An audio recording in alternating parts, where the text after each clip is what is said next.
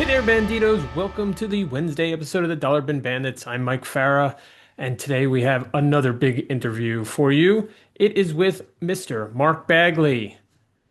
How do you not know Mark Bagley if you don't know Mark Bagley? He is one of the definitive Spider-Man artists. You know him from his storylines with Venom and Carnage. You know him from Thunderbolts, from New Warriors, from Avengers, from all kinds of Marvel and some DC projects as well. We get into all of his career, focusing mostly on the 25th anniversary of Ultimate Spider-Man, which came out, as the name might suggest, 25 years ago with Brian Michael Bendis, number one. And then they did over 100 issues together. And it's just a monumental feat. And we get into all of that, including the licensing that came out of it. So he's just recognized from not only the art in the comic books, but from the art that went all around the world on all kinds of merchandise. So let's talk to him now. This is Mark Bagley. Mark Bagley to the program. Mark, how are you doing tonight? I'm doing fine. How you doing? Doing great. Good. Very excited to talk to you. As always, our first question is, how did you first discover comic books? Never been asked this. No, kidding. No, Give us the canned response. I was coming. I'm an army brat, so we lived everywhere, and we were coming from Hawaii. I was in a car with my dad, no air conditioning, with three of my brothers, and my mother had flown with the two youngest to Florida, so we were driving across the country. We picked up our car in California, and Dad pulled into some little convenience store, something in the middle of Texas. It was hotter than hell. And he bought warm Dr. Peppers and bought comic books. And I don't believe I'd seen comic books until that point. And I've got five, I've told this 1,000 times. I got five brothers and a sister. None of them ever read a comic book. So I just fell in love with them. And, the rest is history. Do you remember what those first issues were? Not issues. The one I remember off, and I couldn't tell you the issue number because I don't really care, and it's been a long time. But it was a Superboy comic, and if you look it up, they made a model out of it years later. He's fighting a Kryptonian dragon on the cover, and that was the story inside the book. And yeah, that one I remember.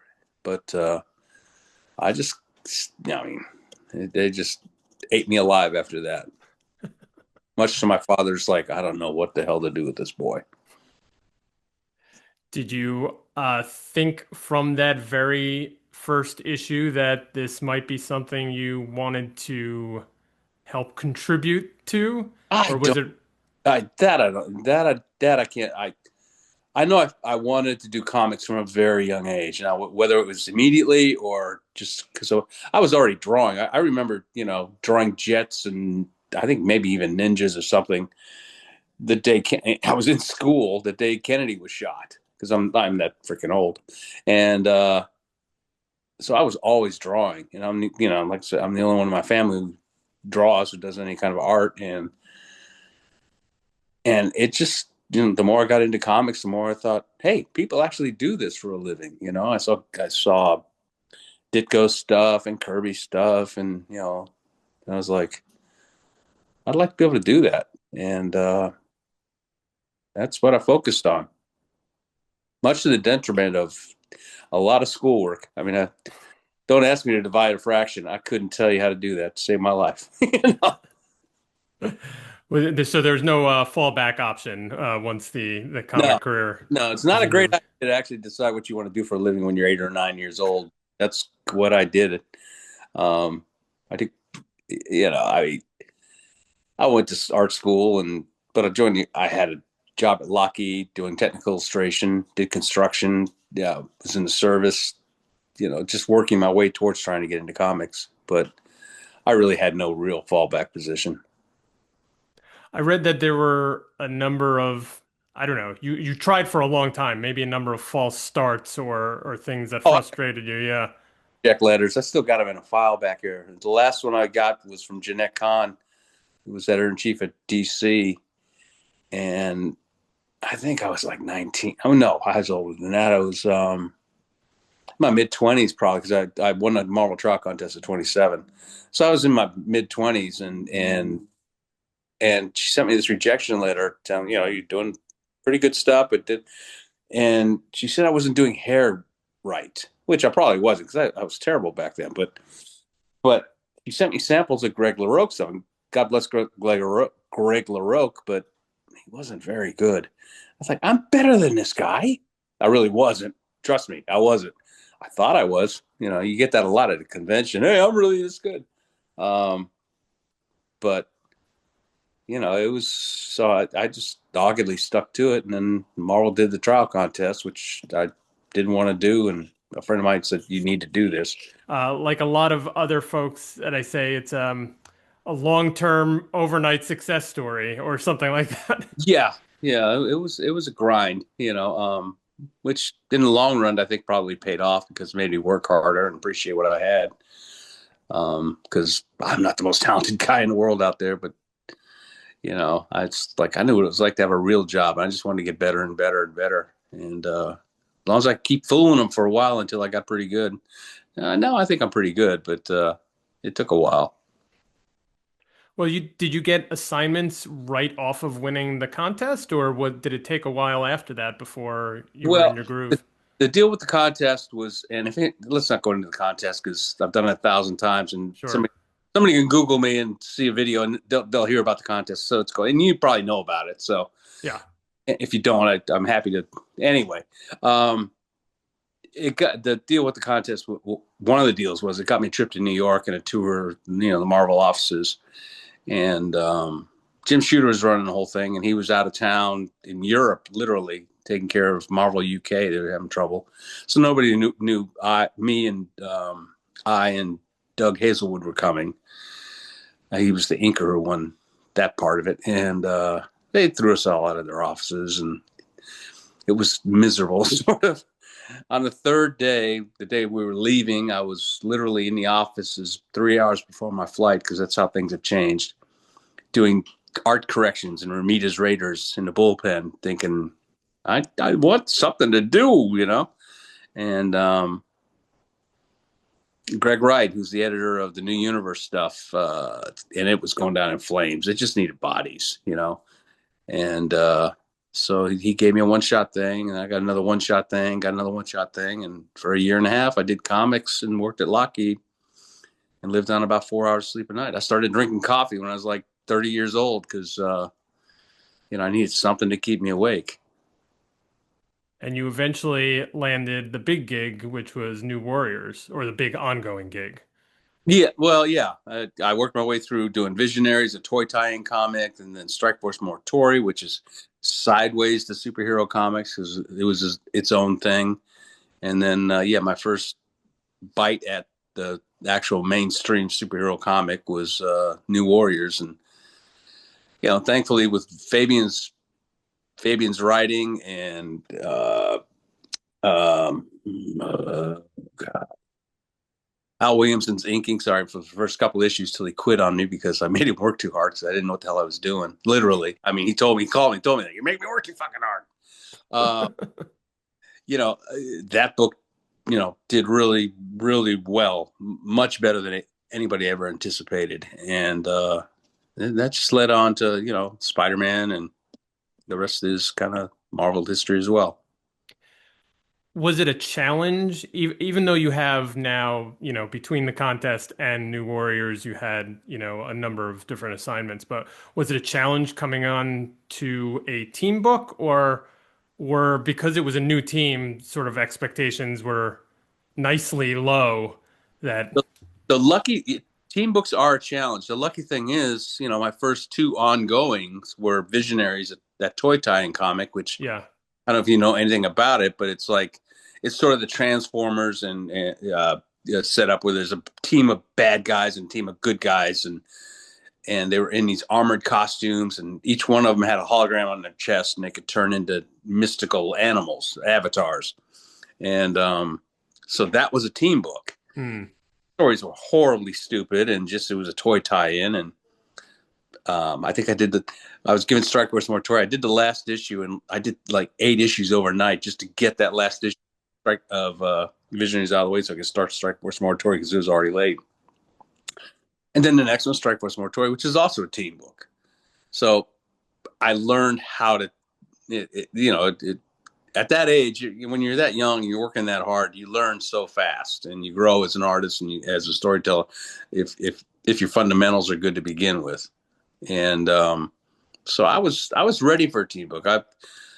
New Warriors. I look back at it now, and my drawing was getting better, and my storytelling was, I've had people. I'm a good storyteller. I'll put it that way, and I'm pretty proud of it. And a lot of people can't handle team books because there's lots of choreography, and you just got to be able to move the camera a lot. The camera. Yes, the metaphorical camera. The metaphysical camera. Or yeah. Yeah. Getting philosophical. Right. Well, New Warriors obviously had a number of, well, they were characters, most of them had appeared before, I think, but there were a couple new ones, right? Or except for Night Thrasher. Night Thrasher was the black guy with the surfboard, which became a thing as well because the only 3 black characters in Marvel Universe at the time all rode skateboards, and it was a controversy. I forget, yeah, and so yeah. In fact, Tom Brevoort, he does his blog, Under the Hat or something like that. I forget what it's called, but he just did one focusing on the New Warriors and the creation of it, and the fact that it was out there and nobody really kind of wanted it, but people were looking for, everybody's always looking for work, so people were going to take it. And I'm pretty sure they probably offered it to 2 or 3 other guys first, and then they kind of worked down to me. And according to Tom, when the first issue came out, they went, yeah, we knew we had something. So with Fabian and I, because I was really excited. This is the first book I was really excited to work on. And, I was working probably 80 hours a week back then. So yeah, Tom was really complimentary about it. So did you conceive of and design Night Thrasher's costume, and were you able? They were introduced first in an issue of Thor by DeFalco. Yes. Right. Ron Friends. And so we took it from there. The changes I made and Fabian and I talked about was like, what am I am tired. Fabian's idea was that Richard Rider, Nova, was going to be this skinny kind of loser because he'd lost his powers years ago. And the first scene where Night Thrasher throws him off a building because he thinks he'll get his powers back, which is a pretty, that's pretty ballsy. Yeah. Fabian's idea was having skinny and kind of just out of shape, and just because he hadn't been a hero, and I didn't want to draw him like that. So I said, how about if we, he's had these powers, he was super strong, he's all this, and he lost it all. And instead of like going that way, he went the other way. He hit the gym, and worked out. And there's a scene in there where he's in the gym and he's got his powers back, and some really big steroidy guys are giving him shit, and he just picks up like this huge barbell and kind of holds it over, But we had really free input on doing what we wanted to do with the characters. Namorita never really had a costume. I just put her in different bathing suits because I figured she didn't have a costume. She has bathing suits, and so I had bikinis and some one pieces and whatever. Nova's costume went from just a pure red and yellow costume that Ron Friends had designed it as, and I hated the red and yellow. That's just a terrible motif for a costume. So I darkened it and blackened it and really quick turned it into sort of a brown almost. Mm-hmm. So, I was pretty arrogant back then. I'm going to do whatever the hell I want to do. So. Well, you guys sounded like you guys had some freedom to play because again, this was, they didn't expect any book. And so they let us just kind of do what we wanted to do.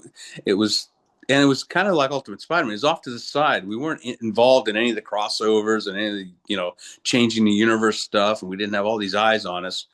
And as long as the book sold, and it just kept saying, it kept selling, and yeah, they let us. They figured, hey, let's not change it. Let's not rock the boat. So. Yeah.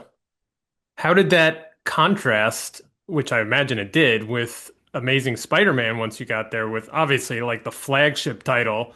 This is not flying under the radar like New Warriors. Did you feel any kind of pressure, constraints compared to New Warriors? I was coming. I got on it after Eric Larson. Rob had, I mean, Todd had been on it, and then Yep. and just made a huge splash. And then Eric came on and made his huge splash. And I didn't worry about that sort of thing. I just kind of did what I did. My big concern was I'm not Gil Kane, I'm not Ditko, I'm not John Romita, for crying out loud. John Romita Jr. was drawing it, and to be honest, he was a factor in it at all because he was growing as an artist like crazy, and I just want to do the best work I could. I was so tight. I was so nervous and so tight. That first splash page where he's swinging into the frame. It's not quite a splash page. I think it's like 2/3 of the page. It's a big close up. It's the wonkiest freaking figure I ever drew in my life because I was like just tight as a drum, Yeah. and I loosened up a little bit and just let myself go. And I'd taken some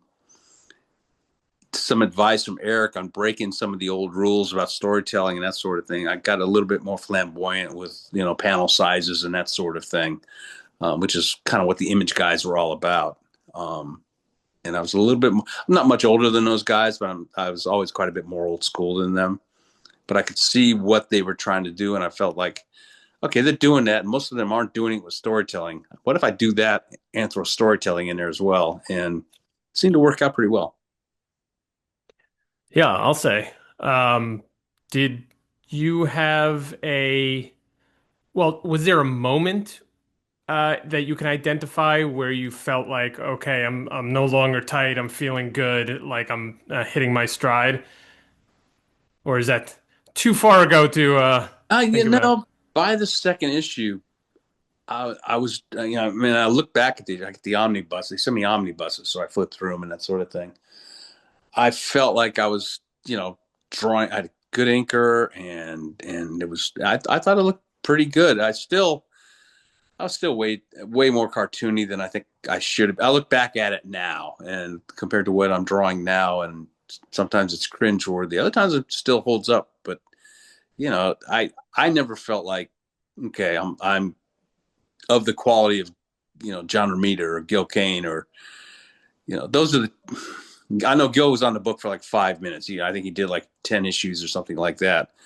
But yeah, I've always loved his stuff. Never Meet Your Heroes though. He was an asshole.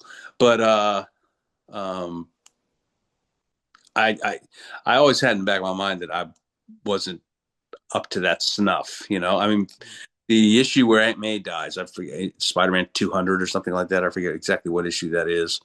Um, 300, I guess 300. Anyway, John went in and fixed a number of good sized faces.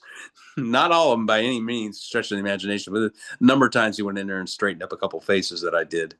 Um, but I was still learning like crazy and trying to get better. And like I said, some of it still holds up. Storytelling holds up. Um, you go through phases where you're better and you're not as good or whatever. And I was pretty proud of it. So, like I said, I wasn't intimidated by what had gone on by the two guys who'd been on the book before and the way the the market looked at me. I was intimidated by what I grew up reading and those guys, which I think is kind of a natural thing. Yeah. I didn't give a shit about what Todd was doing. I didn't give a shit about what Eric was doing because that wasn't what I was going to do. Yeah. I mean, you definitely put your own stamp on things, and I think you're And known. it and stomped it and let it have it. Yeah, I did. I mean, I think you're known not only for, one of the definitive Spider-Man artists, but also for Venom and Carnage as well, and characters that had come before and had obviously a lot of success. But I think your renderings and maybe it's your, your storytelling as well sort of tipped it over. Do you get a sense for what audiences sort of took from your rendering, like why your drawings of these particular characters, who are popular characters, of course, but your versions of them, I think, really stood out. Well, Carnage is my character, so I created him, so nobody else created him, and so my version is the best. Yeah, of course. Um, I think it's John Remy, Jr. is a much more talented artist than I am. I mean, he's equally as good a storyteller, but his stuff is very stylized and very idiosyncratic. And I've always shot for, I've always just drawn the way I draw, and I've never developed a style. I don't think I just draw the way I draw, and so it keeps evolving. I mean, compared, the stuff I'm doing now compared to what I was doing 20 years ago or 30 years ago, it's just the way I draw. And so, what was the fucking question? Why your versions of like Spider-Man, Venom resonates? I just think I'm just a little bit more traditional in the way I present things. I think that's why I just bring this up because I met Dan Moore for the first time today. This weekend, I was at a convention, and he's the new kind of hot guy. And God, he's freaking great. Tall too. I hate him. Good looking, tall. Fast. Very fast. But I think one of the reasons he's really hit like that is because I had to start. He reminds me of Jose Garcia Lopez. Yeah. The fact that it's so clean and so crisp, and you almost want to say it's so commercial, which can be a negative, but it really, if it's just part of what you do, then it's just a positive because, when I was working on Ultimate Spider-Man and they made my Spider-Man sort of the corporate Spider-Man, I mean, it was on everything for like 6 years, 7 years. Hmm. I got it all in my attic. My wife would buy 3 or 4 of everything. And like I said, John's a better artist than I am. And the fundamentals and his versatility is just amazing, but I'm a bit more commercial, I think. I think maybe that was the appeal. Not to mention the fact Ultimate Spider-Man outsold Amazing Spider-Man for like 4 years straight, but we're not going to go there. Oh, We've gone there, and we'll yeah. continue to go there. Let's move into Ultimate Spider-Man. It is the 25th anniversary of the launch of Ultimate Spider-Man, which is The 20 that was 25 years ago. God, I've been in this business a long time. We were talking about that this weekend at the convention. Yeah. I mean, it's nuts. I actually was working at Marvel during that time. I started out in licensing, so I was very intimately familiar with your what became kind of the house style for what was going out on candy and underwear and Girls' underoos. That's what really creeped me out. I was walking through a Target with my wife and looked over, girls' underoos, and there's one of my Spider-Mans right on. I was like, that just is wrong. There's something wrong there. Yeah, Yeah, yeah. exactly. So you had been this is 2000. No, wait, 2000. Yeah, It was 2000. Yeah. 2000, I think. Was Uh, it 2001? it might, I yeah. think it was the tail end of 2000 when it came When, out, if I'm yeah, right. yeah, probably, yeah, probably the tail end 2000, because the fifth or sixth issue, um, we had Doc Ock blowing up a couple buildings in New York. I just drawn them, and 9/11 happened, Yeah. 2001. So it was right.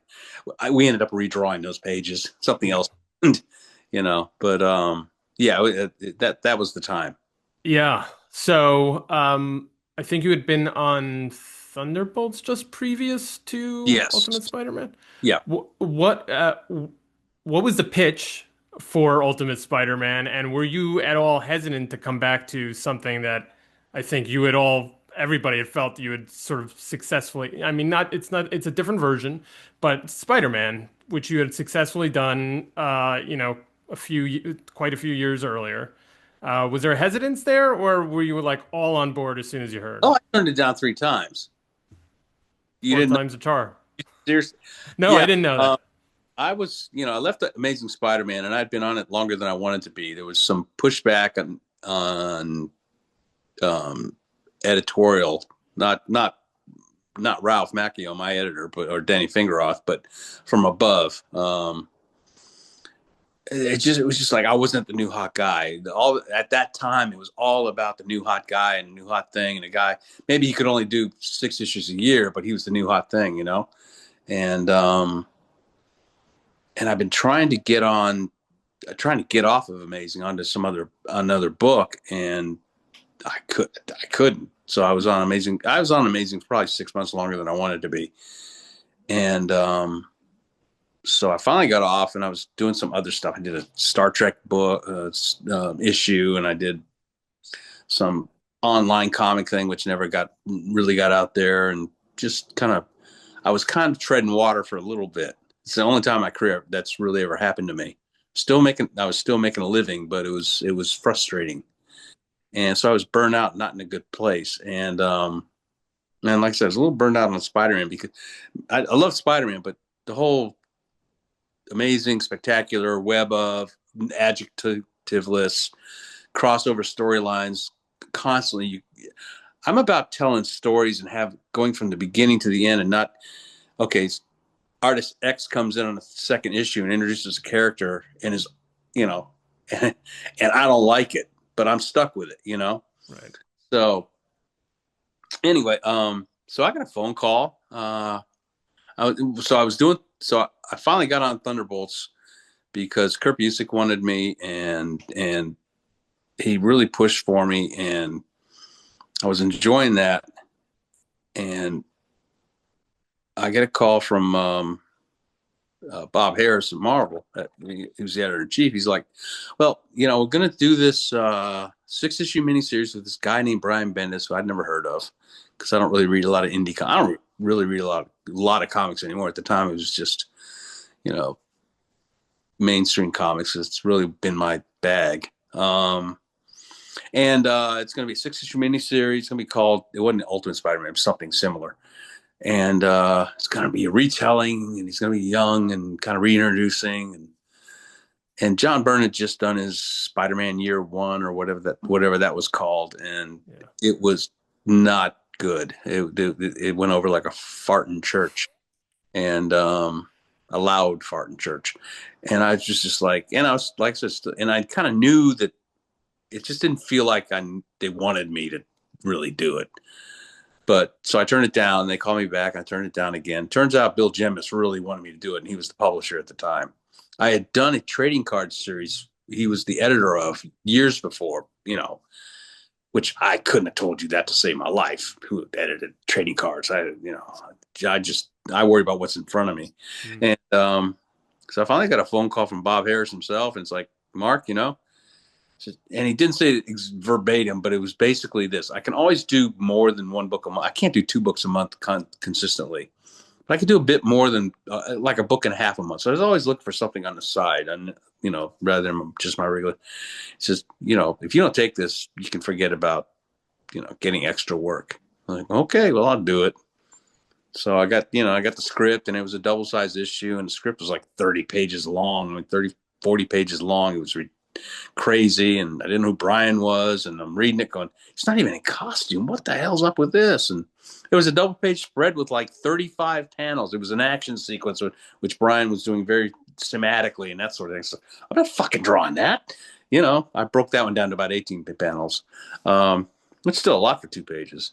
And so that's I took it on, and I started drawing it, and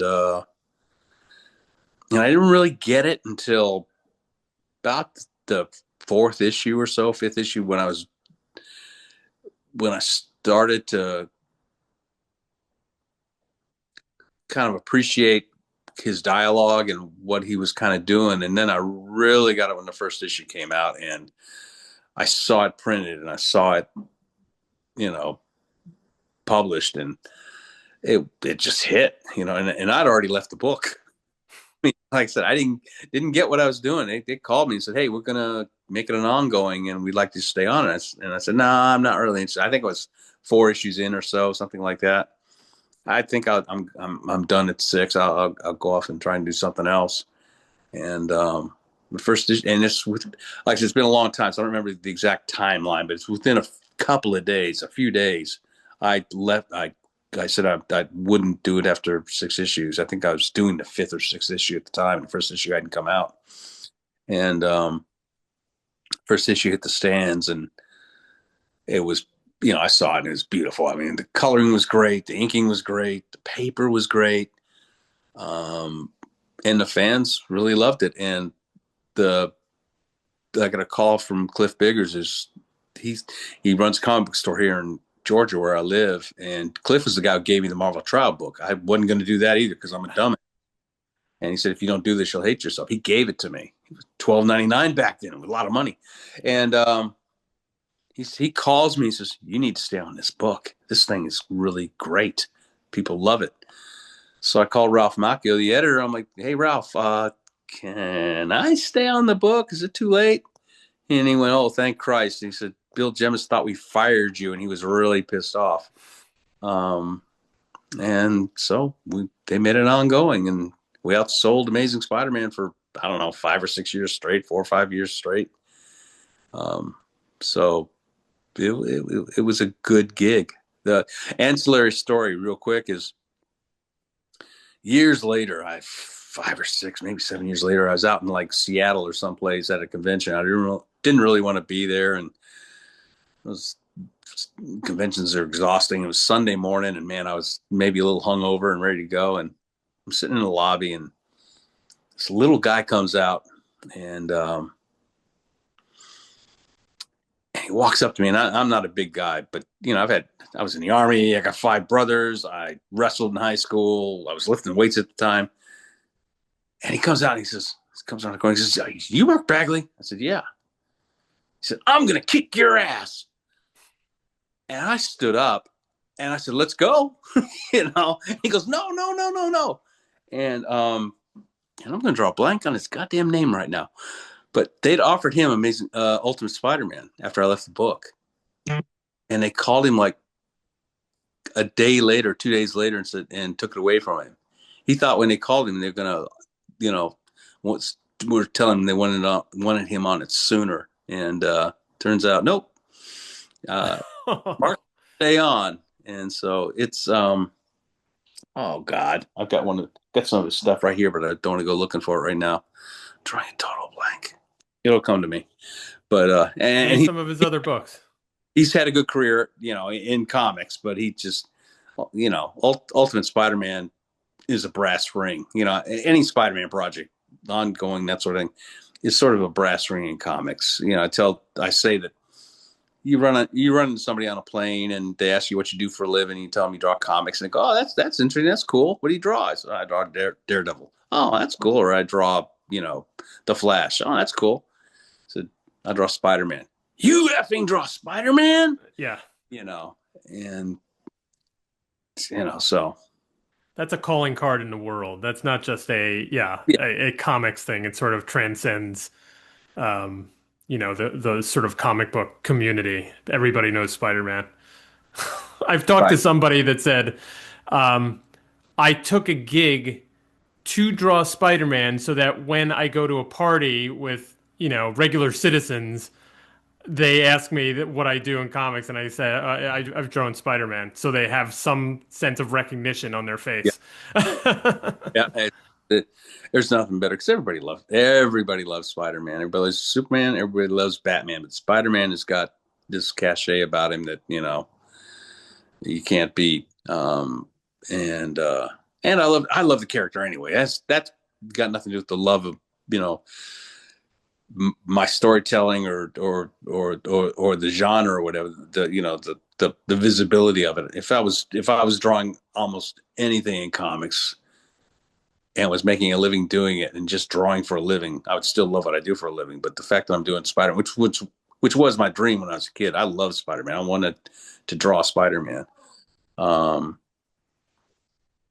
uh, I never take that for granted. And Ultimate Spider-Man being such a long run and having such a great time with Brian on it, um, it's I get I'm at conventions and I get fans that come up and they're 14 years old. So the the first issue came out 10 years or 11 years before they were born. Well, that's not that long. They can still see the trades and they can still pick them.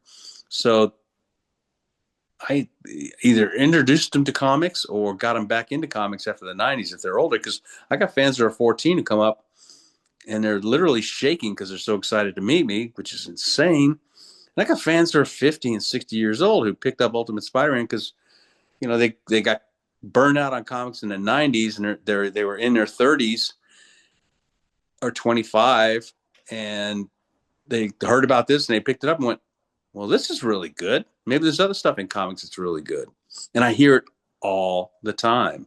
And it's got nothing to do with my art. It's got to do with the writing and just the quality of the entire thing. The art doesn't hurt, I'm sure, but I'm sure it helps. But yeah. Yeah, let's talk about the collaboration a little bit. You were with Bendis for over 100 issues on this. Yeah. Um, well, I guess when do you feel like you guys hit like a real good rhythm in terms of, anticipating each other's I guess like approach. And what did that feel like? Like what was it? How did it happen, I guess? I don't know if I could tell you. I really, as much as I really wasn't getting what Brian was doing because of the deconstructed storytelling and not in costume for a couple issues and that sort of it it it, it took a while for my mind to wrap around it. I really enjoyed his writing, the way he wrote Aunt May, the way he wrote Uncle Ben and all these characters was so fresh and so crisp that I enjoyed that right off the bat. And I think Brian just, once he saw the way I was interpreting his script, he really enjoyed the fact that he could drop dialogue like crazy. Because he's told me he's dropped tons of dialogue from the script because I was able to visually tell the story enough that, if he put script on top of it, he's just repeating what's going on visually. And there's nothing that drives you up the wall more than that. When you draw somebody, hitting somebody with a hammer and the dialogue is, now I'm going to hit you with a hammer. And I've worked with writers like that. And we really bonded. Yeah, I was going to leave, but I think I don't, it's been so long. I don't know why. I know I was enjoying drawing it, but I wasn't getting it. But I can't tell you when it started to click, but it certainly did. And Brian's such a pleasure to work with. I mean, and back then you talked on the phone. It wasn't just emails and messages and that sort of thing. You really, really talked on the phone and bonded a lot, and it was just a pleasure. I'd get his script and I'd go, oh, this is gonna be a pain in the ass to draw. Oh, this is gonna be a pain in the ass to draw. Oh, this is gonna be a lot of fun. This is gonna be a lot of fun. And usually the stuff that's gonna be a pain in the ass to draw turns out you're drawing and you're like, well, this is working out okay. Um, but who would do an issue like issue 13 where it's just the two kids sitting on a bed talking. And that was like one of our most popular issues for the longest time. And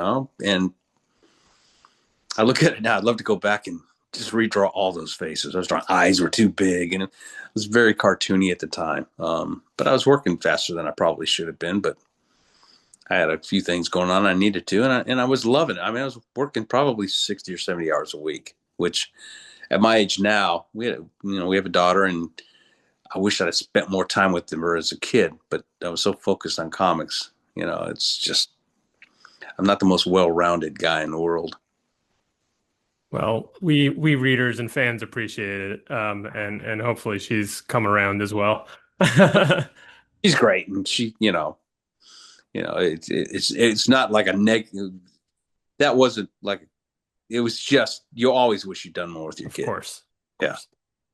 course. Well, you mentioned already a couple times that this decompressed storytelling and the first few issues, he's not in costume, which puts a lot more pressure on the design of the people, right? Specifically Peter Parker. Um, how much did go into that design? And particularly, I'm curious about the haircut because I think that's one of the most distinctive features that sets him apart from sort of regular Peter Parker, and I really dug it. And I think it's become sort of an iconic look for young Peter Parker. Fun fact, I didn't design him. Ah, I didn't design him, which leads me to think they offered it to somebody else first. The guy who designed original Peter Parker, because I they sent me the sketch of what he was going to, what they wanted him to look like, was done by a guy named Adam Polina. And Adam, I've met Adam once or a couple of times. Nice guy, nice kid. But he was in comics for like 5 minutes. I think his real bag was he wanted to do fashion. He was a really good artist. But I couldn't tell you what comics he did or anything. But I knew he was in comics for like 5 minutes, and then I haven't heard anything from him since. But he did the original, I believe, unless I'm absolutely just mistaken, the sketch had his name on it, of what Ultimate Peter Parker was going to look like. So I can't take credit for that. I'm not one of those guys going to take credit for everything. no, I wouldn't expect you to. I felt never never mind. Sorry. But you They, carried the character through. I mean, you yeah, had to give him obviously different looks and clothing because he's a high schooler, right? I definitely adapted how I was drawing him compared to amazing, 616 Peter Parker, because he was a 15-year-old kid. Right. At the time, I've got tons of nephews and nieces because my wife has got 12 siblings and I got seven. Because they've all had kids, but Robert was one of my nephews who at the time was about that age and is a very athletic, good-looking kid. And it does sound creepy, but I'm sorry, it's just going to. It's the fact when I would picture Peter Parker's body, I pictured Robert, and so that's the physicality I wanted to give him because he was lean, and he's athletic without being muscular or anything. Right. And, I know enough about anatomy. When you're a teenager, your hands are bigger, your head's bigger. Now I exaggerated the shit out of that in a lot of these drawings, but I think that's what makes it alive. That's the difference between doing comics and cartooning as opposed to, taking real life reference and just copying it, because that just looks boring after a while. And I may sneeze in a minute. I'm just warning you right now. Okay, I'm good. Well, okay. I was going to say we'll allow it. We do allow sneezes on the Thanks. show. Well, I think it carried over actually to Spider-Man, which the costume when he's Spider-Man the superhero. Because as you can see, in my background, there was the eyes are bigger, certainly, but you can tell in Ultimate Spider-Man that it is a 15-year-old kid, that it's a high schooler. I mean, often he has a backpack or whatever, but I think just it is distinguished from the Your Amazing Spider-Man run, and it gives it a very much distinct flavor. And I was wondering how much you were sort of conscious of doing that and setting it apart from adult I was Spider-Man. always real conscious of that. I mean, you know, 616 Peter Parker's this heroic figure. And I mean, he's married to a freaking supermodel, for crying out loud, I mean, which I never got. But I just, these characters that I draw are the actors in my movie when I'm drawing the movie, that's kind of how I've always seen it. And I, I love drawing younger characters. I think I'm really good at. I mean, there's lots of really good artists who can't draw children to save their lives. I think I draw really, really good children, and I care about doing that sort of thing, and I care about the physicality of the characters and their their body language and how they're emoting and that sort of thing. Um, and that all goes into the whole storytelling thing. When I draw, yeah, a lot of guys that are drawing the female figure, it's the exact same female figure. It doesn't matter if it's, Supergirl or Power Girl, Power Woman, whatever her name is, but Oh, yeah. I enjoy the difference. I enjoy exploring that difference and utilizing that difference to tell a story, because you want these, especially with Peter, he was such a vulnerable character. Even if he had all these powers, he could be cocky as hell. When he confronts Kingpin and starts telling fat jokes to Kingpin, and then webs his feet to the floor. It's like, but he's still just a kid. So when he's, got his Aunt May yelling at him for breaking her heart because he's sneaking out of the house, I just see that as a kid being emotionally devastated by that. And that's what made that book. I mean, I would go 4 issues without him. Well, maybe not 4, but 2 or 3 issues in a row without him in costume, which probably cost me, God knows how much in, original art sales when he's not in costume. And I wouldn't give a shit, because it's just the characters in that book were more important than the superhero stuff. A lot of the times, most of the time. Did you find that challenging? You've talked about it a few times, the sort of the emotional nature to the stories and a lot of conversation and, No, issue 13. I find that challenging. I find that the fun part, the interesting part. The fight scenes, you can only draw somebody punching somebody so many different ways. Yeah. Find yourself repeating yourself or whatever. It's really hard to come up with something. I mean, I find myself now desperately trying not to repeat a figure I did before or whatever. But when it comes to, if somebody throws an emotional scene at you from some angle that you haven't seen before, that forces you to tell that, to show that in a different way. And that's the fun part. I really enjoy that part. And I think most artists do, really. So looking back on your run, as you said, you had over 100 issues and a lot of big issues, a lot of big stories, a lot of big character moments. Is there one that sticks out in your mind as being a favorite, or maybe even a turning point for the book or your collaboration with Brian? I think, I don't know. Well, when I got Drew Hennessy and I got John Dell inking me on that book. Did Dell ink me? Or is it just Drew? No, it's Dell. Okay, both of those guys came on the book to ink me, and we got um, uh, just colorist. Drawing a blank. Oh, I should. He passed away a few years ago, and drawing a blank on his damn name. And I loved Ponzer. Uh, Yes, yes, Justin Ponzer, right? yes, I don't know. I I'm believe that's it. Yep. getting old and I'm tired. I didn't sleep at all last night, and I flew all day today. Um, oh, his stuff elevated. I mean, there are times that book my stuff looks as good as anything's ever been done in comics, because of my collaborators, because of the quality of the paper, because of the inkers, because of the colorists. Um, and there's issues that just, I mean, the one that jumps to my mind, there's two of them that jump to my mind immediately, and it's uh, the couple issues I did with Morbius. And it's kind of a silly story with vampires. 2 issues, and it's not no big deal in the whole arc of the thing. But it was such change of pace having this horror story involved in this.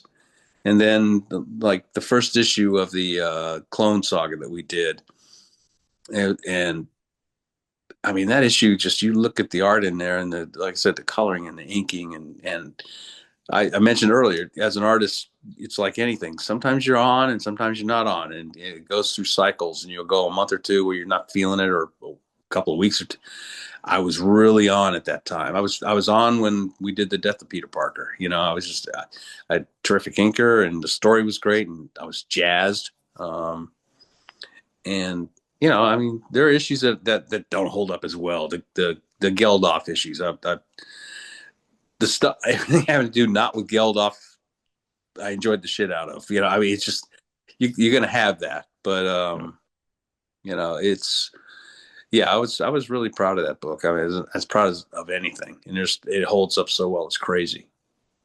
And it had like such an impact, I think, even beyond comics. Like you say, you get all the fans that are coming up, but you also see all the merchandise that came out from your version of it and informed, the later movies. So I mean, do you look back on that and sort of take stock of, that you were part of such a big phenomenon? Yeah, we're actually involved in all the movies practically. I mean, the first Tobey Maguire movie, you got J. Jonah Jameson going through some pictures that Peter took, and he's going, and Robbie Robinson's there, and J. Jonah James JJJ's going, crap, crap, crap, and he goes, whoa, that's directly from one of the issues of Ultimate Yeah, Spider. it's I true. mean, that is directly from there, and the name's killing me again. Uh, Andrew Garfield. Garfield, yeah, I mean, his look is based on Ultimate Spider-Man. yep. They contacted me and had me do some drawings and that sort of thing. So yeah, the I make this point.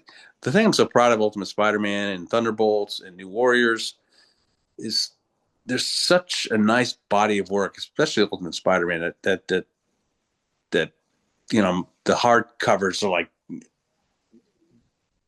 a foot and a half across on my bookshelf, and it's a body of work that people can pick up and read and enjoy, and it's not miniseries after mini. I mean, after Ultimate Spider-Man, I've done a lot of other stuff, but now the way the market is, they don't expect you to be on a book ongoing for like 5 years or whatever. It's, you know 12 issues here or 18 issues here or that sort of thing, because most artists can't do that.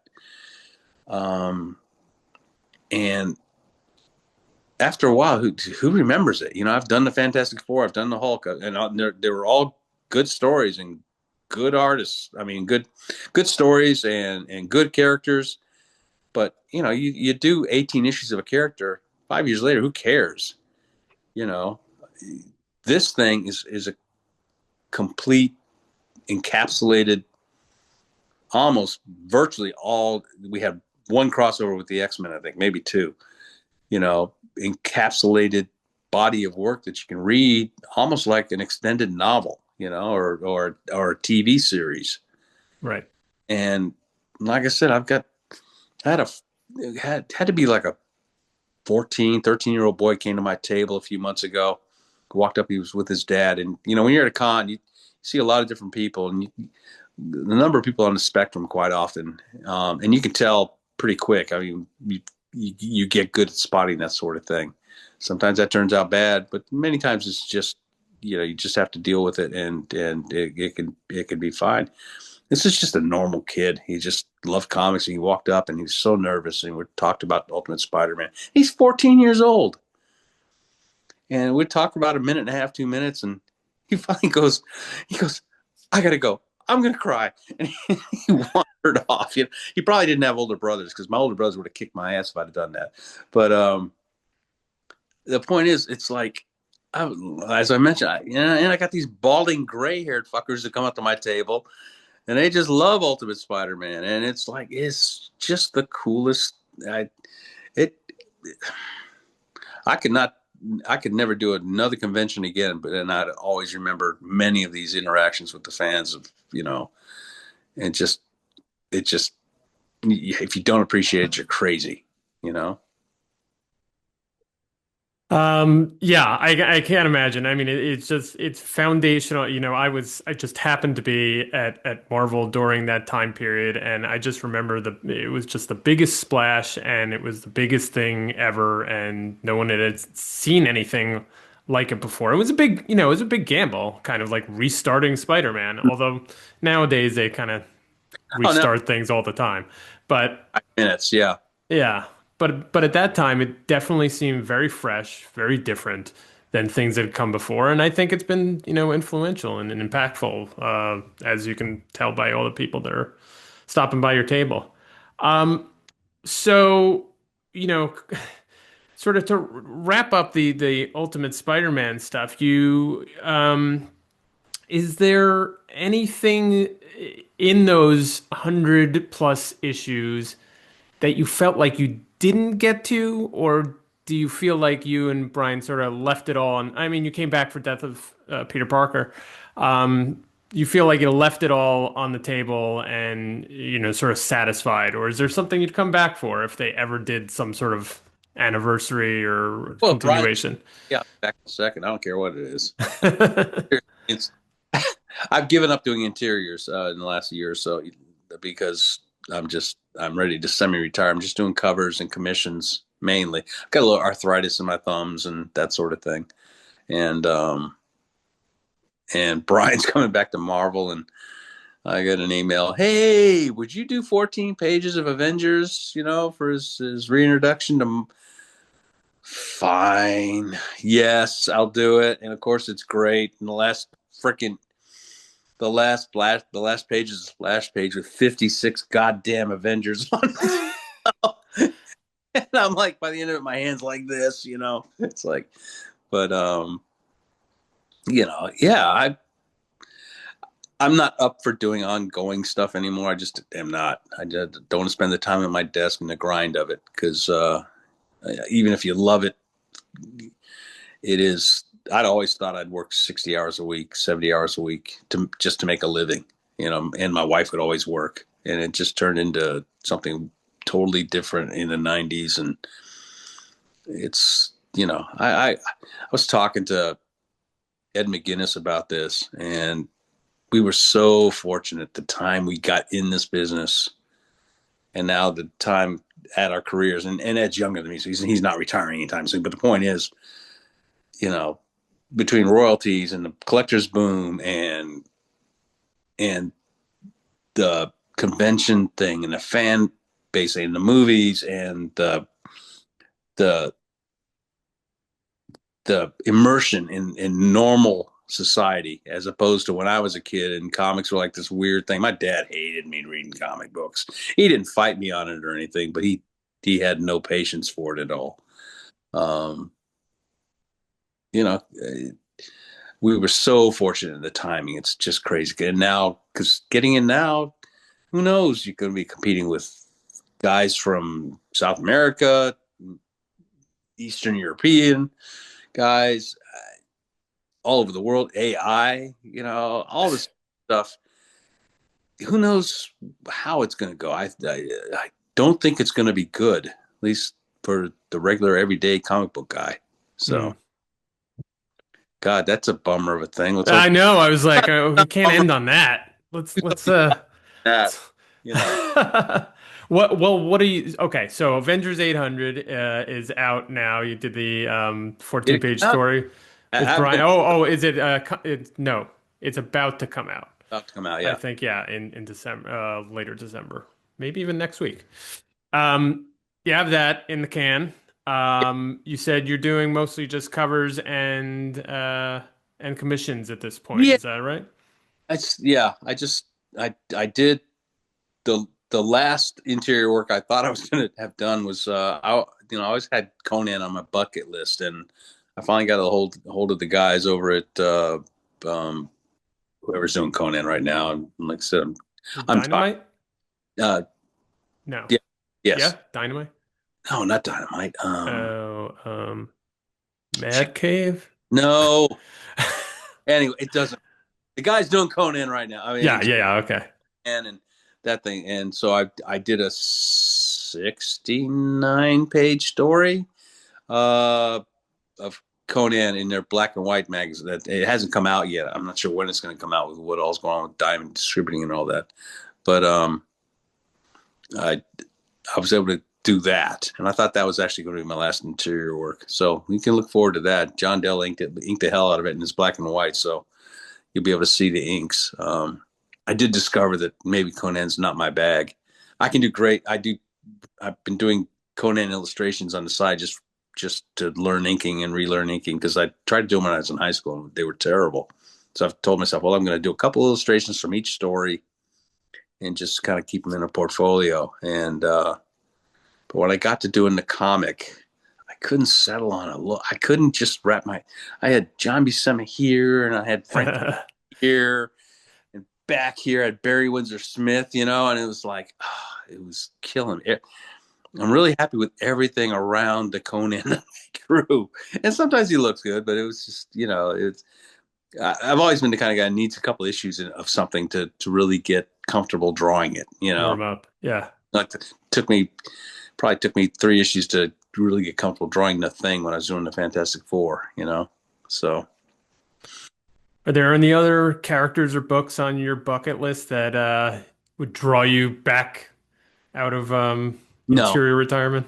nothing's gonna. No, I'm enjoying retirement. I'm That's a big change in the industry over my predecessors. I'm financially stable enough where I don't have to do anything anymore. I'm blessed. It's my privilege, as they say nowadays. But I've worked really hard for it, and I still love it. But like I said, I'm just physically not up to doing a monthly book anymore. I don't want to spend the time at the desk. I don't want to wear my thumbs out to where I have to get surgery or anything like that. And I like doing covers because I can do lots of different characters, and I wish they were more involved in what's going on in the book. Now, most covers poster things, and after a while, you've run out of ways to draw Captain America running towards you. And we're back. Really enjoyed talking to Mark. He is, I would say, semi-retired, maybe fully retired, with a few exceptions. He did that Avengers, I think it was 800 with Brian Michael Bendis story just a few months ago. And maybe he'll do a few little projects here and there, but mostly he is enjoying the fruits of his labor, and we wish him the best of luck. You can still get some commissions. I think he still does some shows. So go out there and support Mark. Mark, thanks for being on the show. Everybody out there, thank you for listening. Thank you for viewing. Thank you for rating, reviewing, subscribing. Thanks for being a part of our Patreon Dollar Bin Boosters. Thanks for being you. Thanks for listening to the show. We have another episode coming up this week, and then the train keeps on moving after that. So we'll see you next issue.